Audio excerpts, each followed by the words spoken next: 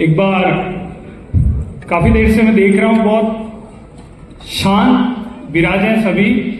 हम इस मेवाड़ की धरती पे मेवाड़ के केंद्र में बैठे हुए हैं। एक बार जोर से एकलिंगनाथ का जयघोष करेंगे। बोलिए एकलिंगनाथ की।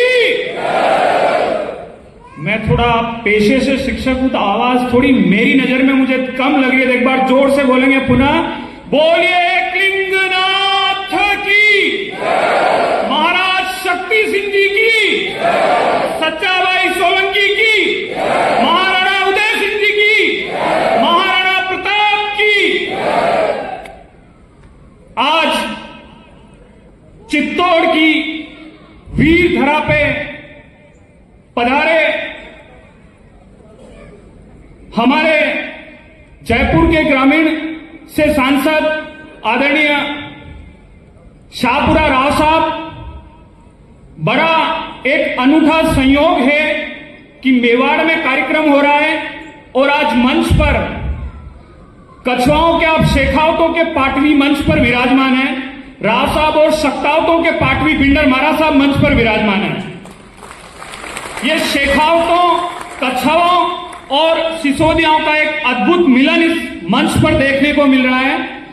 मंच पर विराजमान वल्लभनगर की पूर्व विधायक साहिबा प्रीति भाभी साहब, बिंडर महाराज साहब और भी जो सावर दरबार साहब हमारे बीच में विराजे हैं, बांसी तेज सिंह जी बाजी, बोहेड़ा राज साहब, सभी के नाम लेना मुझे थोड़ा समय अभाव में मैं ले नहीं पाऊंगा। आज जैसा कि हम यहां एकत्रित हुए हैं, मैं आपको निवेदन करना चाहूंगा कि ये जो मेवाड़ की धरती है, इस मेवाड़ की धरती ने 7वीं शताब्दी से लेकर के 17वीं शताब्दी तक 1000 सालों तक मुगल आक्रांताओं से लोहा लिया है। और इस राजवंश में बप्पा रावल, खुमान, कुंभा, सांगा और महाराणा प्रताप जैसे वीर ने जन्म लिया।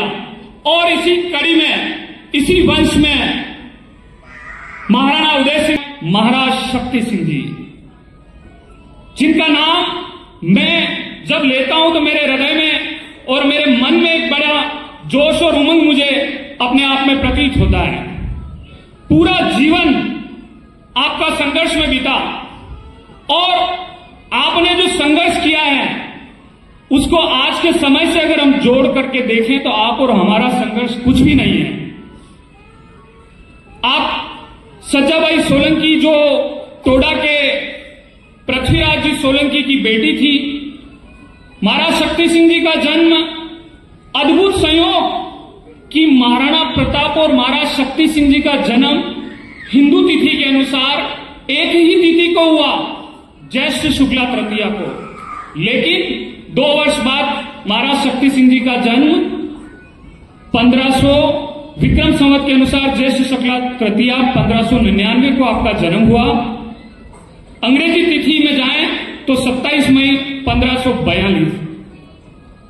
अब हमारे सामने एक बड़ी दुविधा हो गई। आयोजन समिति के सामने हमने बिंडर महाराज साहब के सामने ये विषय रखा और महाराज साहब से चर्चा की कि हम लोग जयंती किस दिन मनाएं। तो हम सब ने तय किया कि महाराणा प्रताप की जयंती पूरे देश और विश्व में बड़े धूमधाम से मनाई जाती है। तो उस दिन हम जयंती नहीं मनाकर जो 1542 में ज्येष्ठ शुक्ला की जो तिथि थी 27 मई, और हमारी टीम ने तय किया कि 27 मई को हम प्रतिवर्ष, हमारी मजबूरी है, हम भी हिंदू तिथि को ही मानने वाले लोग हैं, लेकिन हम अंग्रेजी तिथि को 27 मई को प्रतिवर्ष हम मनाएंगे। महाराज शक्ति सिंह जी के स्वभाव की मैं बात करूं तो बचपन का एक किस्सा आपका जगह जगह किताबों में मुझे पढ़ने को मिलता है कि महाराणा उदय सिंह जी का दरबार लगा हुआ था और उस दरबार में एक कटार बेचने वाला व्यक्ति वहां पे आता है और क्षत्रिय सेदार सभी वहां बिराजे हुए थे। दरबार लगा हुआ था और तलवार का परीक्षण हो रहा था और उस तलवार को मखमल और रुई को ऊपर फेंक करके टेस्ट किया जा रहा था और शमल से इसका परीक्षण नहीं करता है।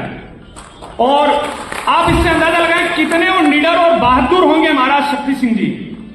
और ये जो घटना है, उस दरबार में जो व्यक्ति विराजे हुए थे, सिरदार सामंत विराजे हुए थे, वो देख करके हतप्रभ रह जाते हैं कि एक छोटा सा बालक और इतना निडर।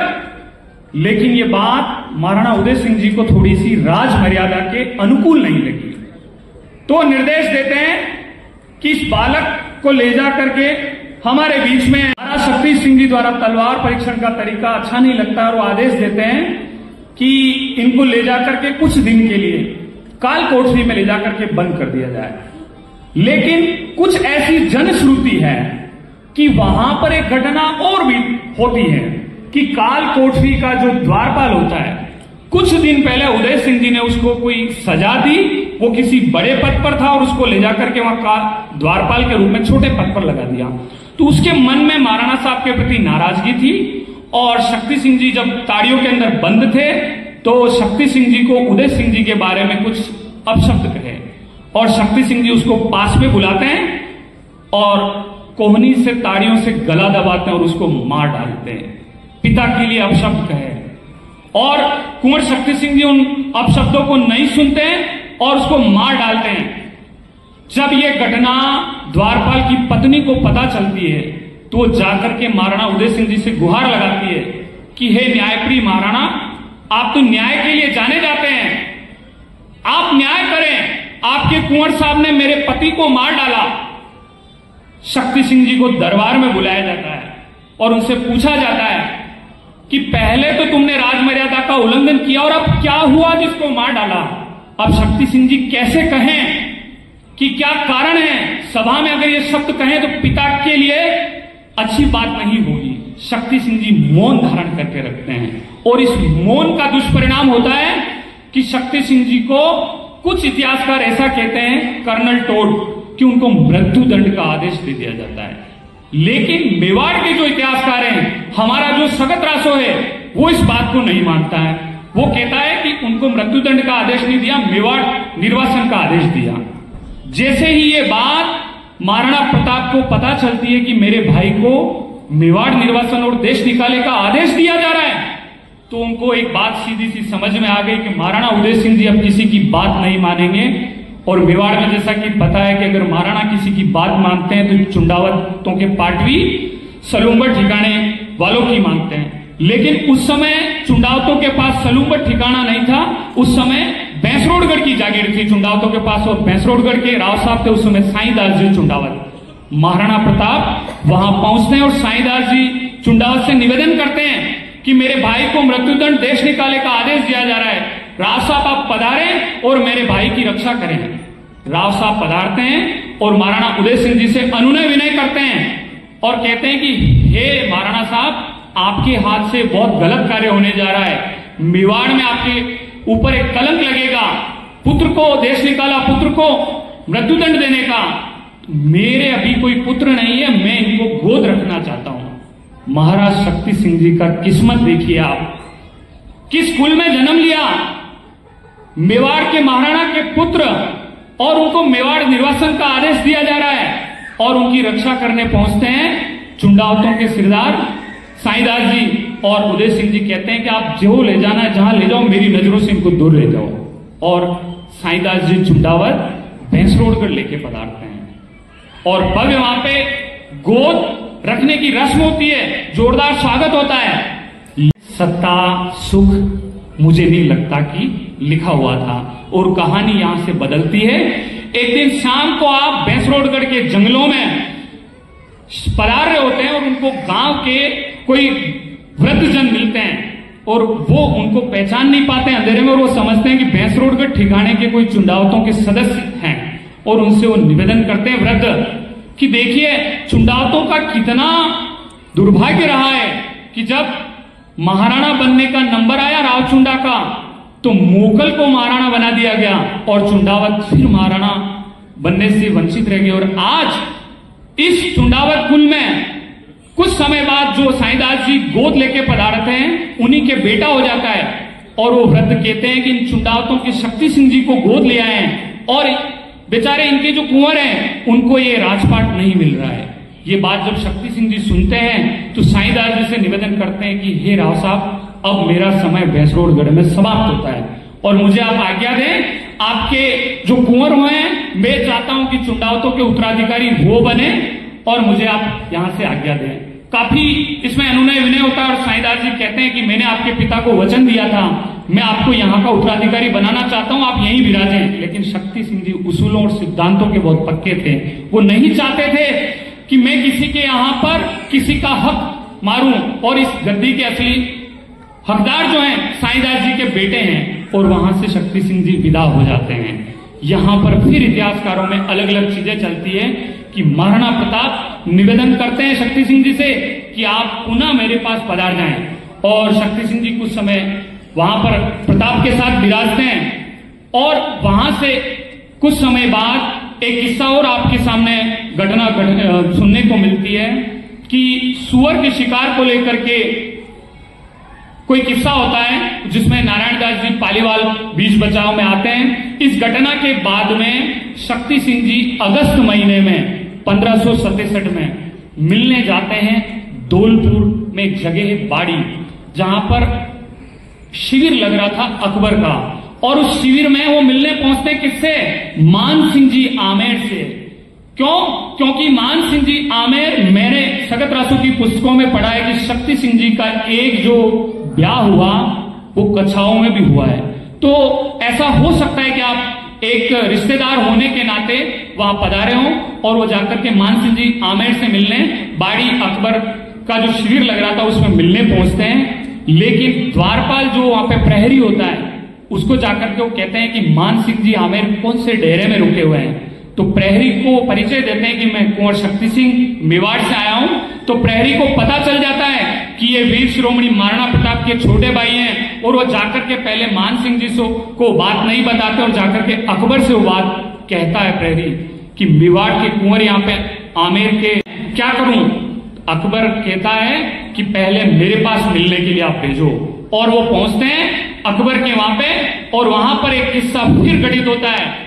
अकबर प्लानिंग कर रहा था चित्तौड़ पर आक्रमण की, और महाराज शक्ति सिंह जी के सामने ऑफर देता है, वो एक प्रस्ताव रखता है कि मैं चित्तौड़ पर तुम्हारे पिता के खिलाफ आक्रमण करने जा रहा हूं, और मैंने सुना है कि तुम्हारे पिताजी से तुम्हारी नाराजगी चल रही है, क्या तुम मेरा साथ दोगे?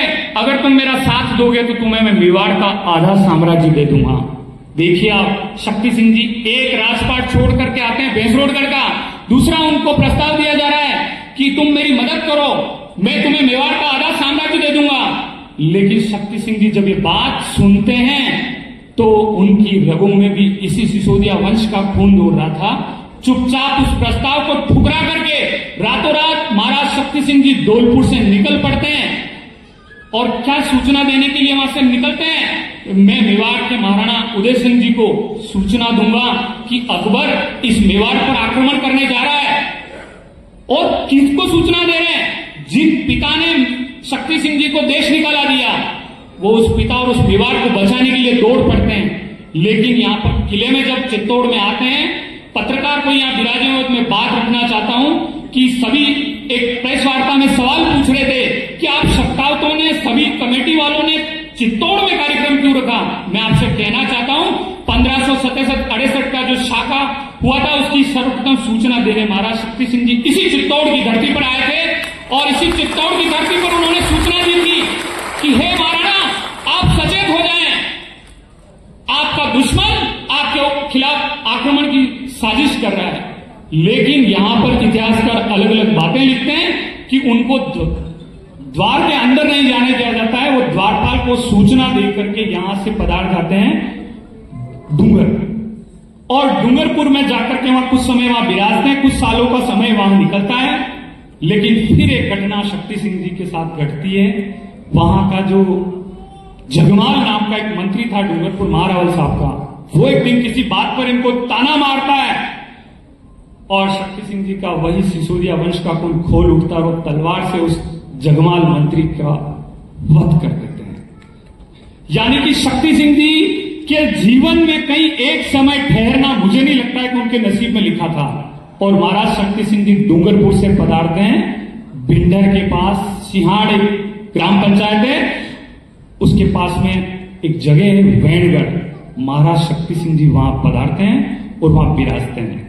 कुछ समय वहां विराजते हैं। उस समय भिंडर में सोनीग्रा चौहानों का शासन था और सोनीग्रा चौहान मंदसौर के मिर्जा बहादुर जो सैयद थे उनको लूटते थे।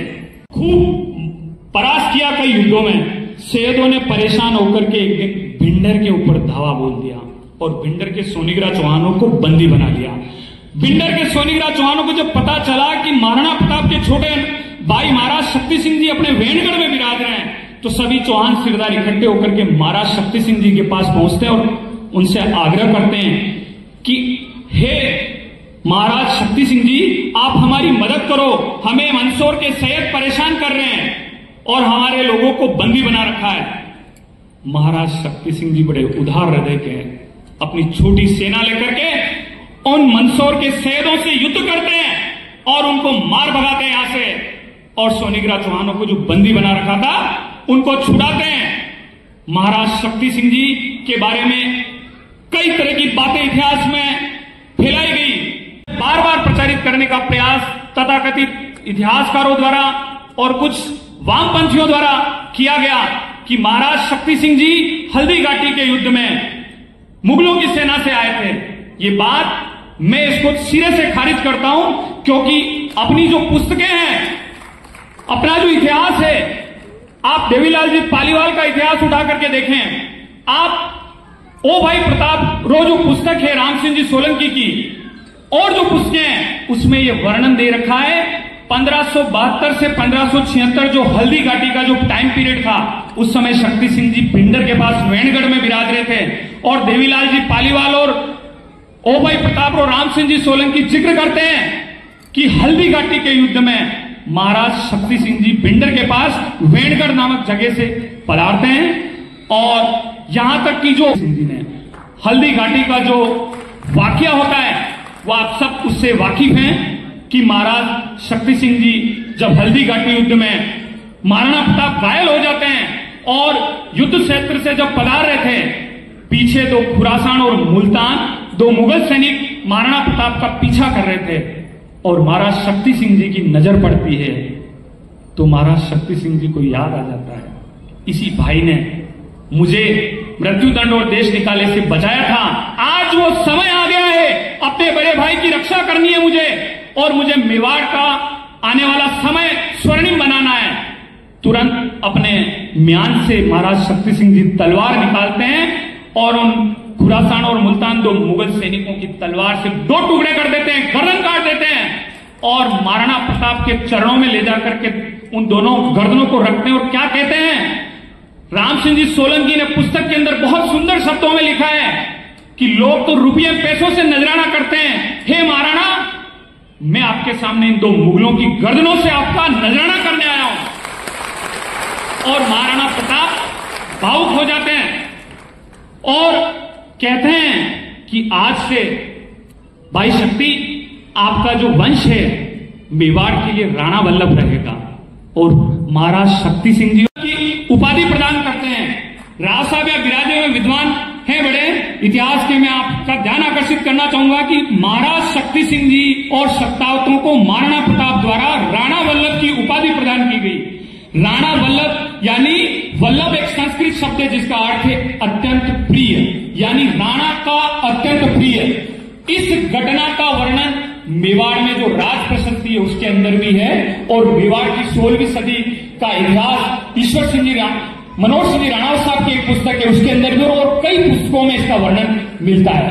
यानी महाराज शक्ति सिंह जी ने जो योगदान दिया हल्दी घाटी में, उसके परिणाम स्वरूप महाराणा प्रताप ने उनको राणा वल्लभ की उपाधि से सुशोभित किया। और यही हल्दी घाटी में महाराज शक्ति सिंह जी और शक्तावतों का इतिहास खत्म नहीं हो जाता है। महाराज शक्ति सिंह जी के 17 पुत्र हुए।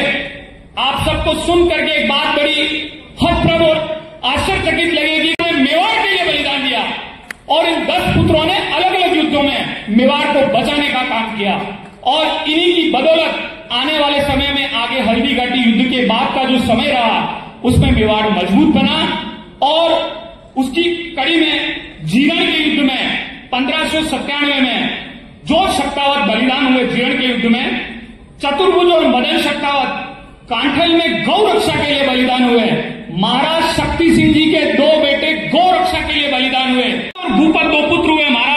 सिंह जी के, जिन्होंने मांडल के पास भीलवाड़ा में काली खोल के युद्ध में मीर रुकंदी करके एक मुगल सेनापति हुआ, उससे युद्ध करते हुए आप वीर गति को प्राप्त हुए।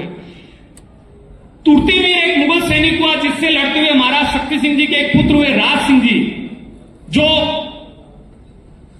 दलपत और भूपत का जो बलिदान हुआ उसका बदला लेते हुए वीर गति को प्राप्त हुए। महाराज शक्ति सिंह जी के 2 पौत्र हुए जिनका इतिहास में बहुत ही अनूठा नाम है। उसी कड़ी में पहला नाम गोकुलदास जी, जिन्होंने सावर बसाया। ऐसे व्यक्ति शक्तावतों के अंदर पैदा हुए जो प्रतिदिन 51 बीघा जमीन दान करके अन्न जल ग्रहण करते थे, और टॉन्स नदी के किनारे, गंगा नदी के किनारे युद्ध हुआ, उसमें 1.25 शेर हड्डियां जीवित अपने हाथों से तर्पण की। शायद इतिहास में ऐसा दूसरा उदाहरण मुझे पढ़ने को नहीं मिलता। 1.25 शेर हड्डियां खुद की हाथों से गंगा नदी में तर्पण की। ऐसे गोकुलदास जी के वंशज सावर दरबार भूपेंद्र सिंह जी आपके सामने विराजे हुए हैं। आपके कुल में एक से बढ़कर एक योद्धा हुए हैं। उसी कड़ी में महाराज शक्ति सिंह जी के एक पौत्र हुए नरहरिदास जी, जिन्होंने मेनाल के युद्ध में मुगलों से बहुत पराक्रम और शौर्यता से मुकाबला किया। आप कभी हाईवे पे पधारेंगे तो उनकी छतरी बनी हुई है। मैं उनके नाम पुत्रों के और गिनाने बैठूंगा तो इतिहास काफी लंबा है। मैं आपसे अनुरोध करना चाहता हूं कि हमारी जो टीम है प्रताप शक्ति सेवा संस्थान, और ये कार्यक्रम की रचना आज जो आप इस बड़े स्वरूप में देख रहे हैं वो कैसे तय हुई। कोरोना का काल था सन 2020 में, और हम 2 भाइयों ने, भानु प्रताप सिंह जी नारगढ़, जिनकी बेटी ने आपके सामने तलवारबाजी की, चर्चा की कि यार कुछ महाराज शक्ति सिंह जी के बारे में हमें कुछ काम करना चाहिए। हम दोनों भाई बिंडर महाराज साहब के पास पहुंचे। कोरोना का समय चल रहा था और साहब से अर्ज किया कि व्हाट्सएप पे ग्रुप बनाना चाहते हैं हम लोग। साहब ने कहा बनाओ आप लोग, मैं तैयार हूं। 29 मई 2020 को व्हाट्सएप पे ग्रुप बनता है प्रताप शक्ति सेवा संस्थान के नाम से, और उसमें 5 भाई हम लोग जुड़ते हैं, और वो 5 जुड़ते उस व्हाट्सएप ग्रुप के 5 ग्रुप आज मौजूद है, और उसमें 2 से 2.5 हजार हमारे सदस्य उसमें हो गए हैं।